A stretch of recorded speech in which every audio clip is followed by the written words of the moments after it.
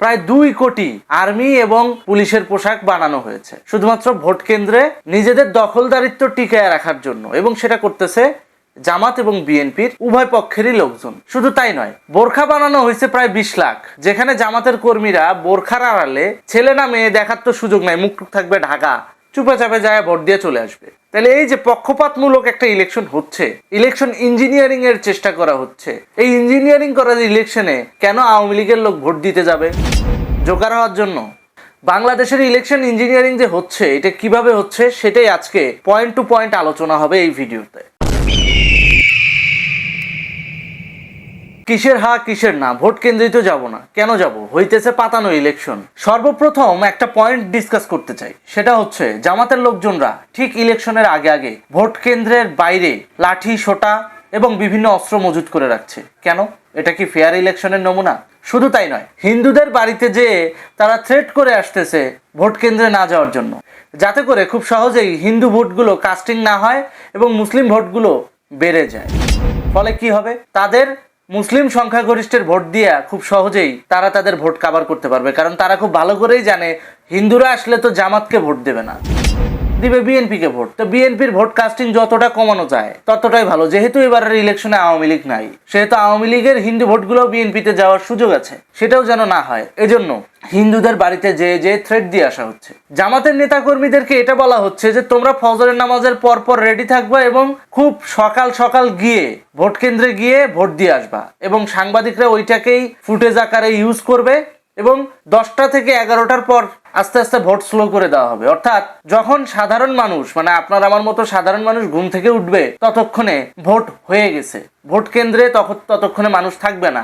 তখন যদি স্লো হয় ভোট, তারপরেও জামাতের ভোট ব্যাংকে যতটা ভোট পড়া দরকার সেটা পড়ে যাবে।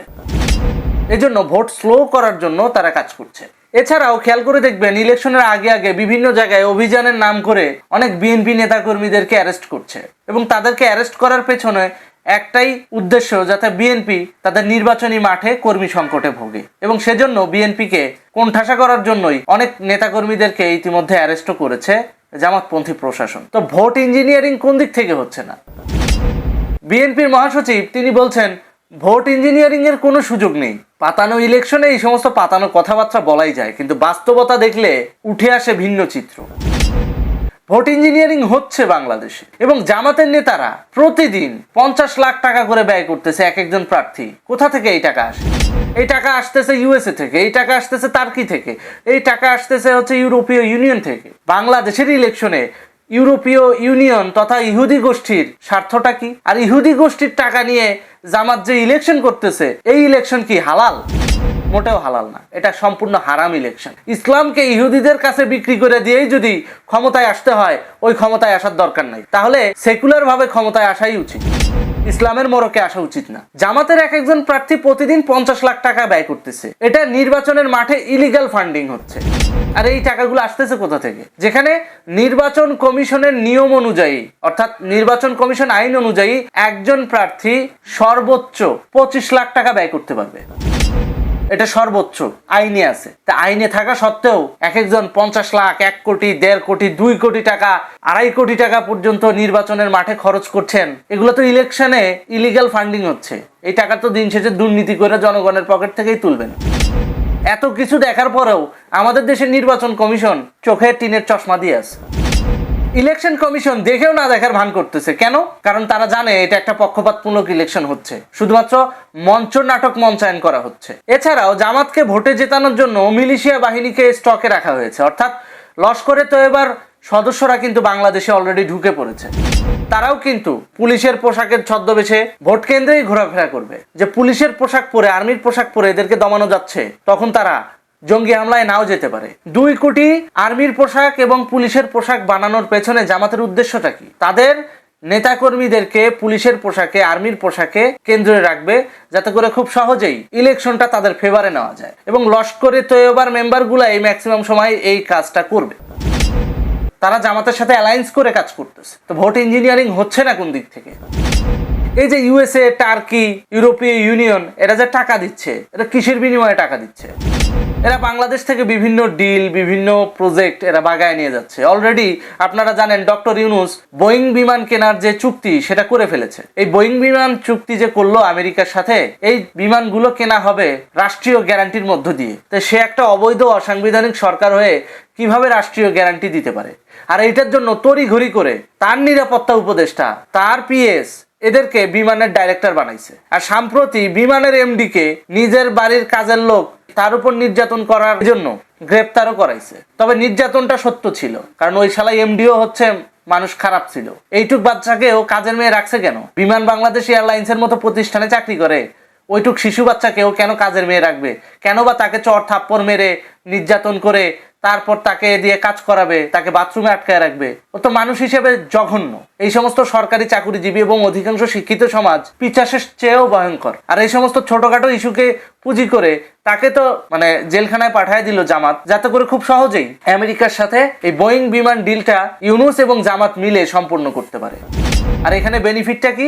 ইলেকশনে মোটা অঙ্কের ফান্ডিং করবে, এবং এই ফান্ডিং এর একটা অংশ সেনাপ্রধান পাবে, ডক্টর ইউনূস পাবে, এবং একটা অংশ জামাত নিজেদেরকে ক্ষমতায় আনার জন্য ব্যবহার করবে। তার মানে বুঝতে পারছেন এখানে কত বড় একটা গেম চলতেছে। আমার রাষ্ট্রকে বন্ধক দিয়া ওরা নিজেদের ফায়দা হাসিল করতেছে। দারুণ। বাংলাদেশকে বন্ধক দিয়ে ওরা নিজেদের ফায়দা হাসিল করতেছে। দারুণ দারুণ। বাহ, এদেরকে ভোট দেওয়ার জন্য আমরা যাব ভোটে। এই জন্যে আমরা নির্বাচন বানচালের চিন্তাও করি নাই। তোরা ভাই তোদের নির্বাচন কর, আমরা ভোট দেব না। No vote no vote. লাগলে ইলেকশনের দিন ওই চড়ুই ভাতি করবেন, লাগলে ইলেকশনের দিন আপনারা স্ত্রী সন্তান নিয়ে সময় কাটাবেন, লাগলে ইলেকশনের দিন ঘুরতে যাবেন আত্মীয়র বাসায়, কোনো পাবলিক প্লেসে না, কারণ পাবলিক প্লেস নিরাপদ না, জঙ্গি হামলা ঝুঁকি আছে। তো পারিবারিক ভাবে সময় কাটাবেন, কিন্তু ভোট দিতে যায়েন না। কাদেরকে ভোট দেবো? ভোট দিয়ে দুর্নীতিবাজদেরকে দাওয়াত দিয়ে নিয়ে আসবো বাংলাদেশের ক্ষমতায়। ওরা ওদের ইলেকশন করুক, দেখি ওরা কতদিন ক্ষমতায় থাকতে পারে। একটা না একটা সময় তো শোষণ যখন চরম মাত্রায় চলে যাবে, তখন পাবলিকই এদেরকে ঝাঁটায় খেদাবে, আমাদের কিচ্ছু করা লাগবে না। তারপর ইলেকশন ইঞ্জিনিয়ারিং এর জন্য জামাত আরেকটা পন্থা ব্যবহার করতেছে, ভুয়া সিল বানাইতেছে। সিল, যে সিল দেওয়া ইলেকশনে আমরা ওই যে ব্যালট পেপারে সিল মারি, সেই সিল বানাইতেছে, এবং ওই সিল দিয়া তারা অবৈধভাবে ভোট কাস্টিং করে জামাতকে ক্ষমতায় নিয়ে আসবে। ইতিমধ্যে এটা নিয়ে অলরেডি আইন শৃঙ্খলা বাহিনীর অভিযানে কয়েকজন ধরাও পড়ছে, এবং এটা নিয়ে নিউজও হয়েছে। ইলেকশন ইঞ্জিনিয়ারিং হচ্ছে না কোন দিক থেকে? পাবলিকের কাছে খাবার খাওয়ার পয়সা নাই, জামাত নেতার কাছে এত টাকা আসলো কোত্থেকে? তারা প্রতিদিন 50 লাখ 80 লাখ 1 কোটি এরকম করে ব্যয় করতেছে। ফিউচারে তো এই টাকা আবার পাবলিকের কাছ থেকে শোষণ করে তুলবে। তবে তাদের পকেটেও যে রাখতে পারবে, নট লাইক দ্যাট। তাদের যে দাতা দেশ টার্কি, ইউরোপীয় ইউনিয়ন, তারাই নিয়ে যাবে এদেরকে ইউজ করে। এরা হয়তো সেটা বুঝতেছে না। বাংলাদেশের ইলেকশন ম্যানিপুলেট করার জন্য একটা গোষ্ঠী কাজ করছে, সেটা হচ্ছে জামাত। এবং এইটার নেপথ্যে ডিপ স্টেট সহ পশ্চিমা গোষ্ঠীরাও বেশ ভালো ইন্ধন যোগাচ্ছে। তারা ফান্ডিং দিচ্ছে, পয়সা দিচ্ছে, জামাত দৌড়াচ্ছে, করতেছে। কিছু কিছু অফিসার, কিছু কিছু বড় আমলাও কিনা হয়ে গেছে তাদের টাকায়। তো হয়ে যাচ্ছে সব কিছু, কিন্তু দিন শেষে কিন্তু এগুলো জনগণের ঘাড়েই পড়বে। চিন্তার বিষয়টা এইটাই, ভবিষ্যতে গ্যাস কত টাকা দিয়ে কিনে খাইতে হবে। চিন্তার বিষয় এইটাই, ভবিষ্যতে তেল কত টাকা দিয়ে কিনে খাইতে হবে। চিন্তার বিষয় এইটাই, ভবিষ্যতে বাংলাদেশে জীবন নির্বাহ করতে মাসে এক একটা মধ্যবিত্ত পরিবারের কত টাকা যোগান দিতে হবে। এদের পাগলামিতে মাথা দিয়া পশ্চিমাদেরকে সুযোগ করে দিচ্ছেন। দিন শেষে এই শোষণের ভার কিন্তু আপনাদের উপরেই পড়বে। তাই নো ভোট নো ভোট।